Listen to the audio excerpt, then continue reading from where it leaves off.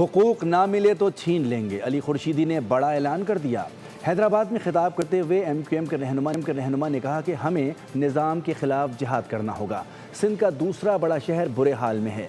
M Q M پورے سندھ میں رہنے والوں کے حقوق کی بات کر رہی ہے۔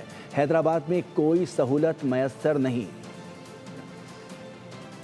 شہر میں جو کہ سندھ کا دوسرا بڑا شہر ہے، یہ جو 18 سال سے بیٹھے ہوئے حکمراں ہیں، صوبائی حکومت جو ایک ہی جماعت کی ہے، پیپلز پارٹی کی، وہ 18 سالوں میں اس پورے حیدرآباد شہر میں فقط 5 MGD کا ایک فلٹر پلانٹ لگا کے حاتم کی قبر پہ لات مار دی ہے انہوں نے۔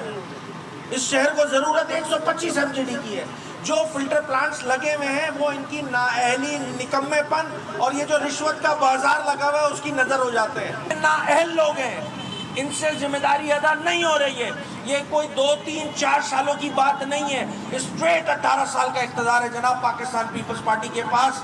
اور پیپلز پارٹی نے سندھ کے دوسرے بڑے شہر کا حال جو ہے وہ کیا کر رکھا ہے وہ میں نے آپ کے سامنے پیش کر دیا۔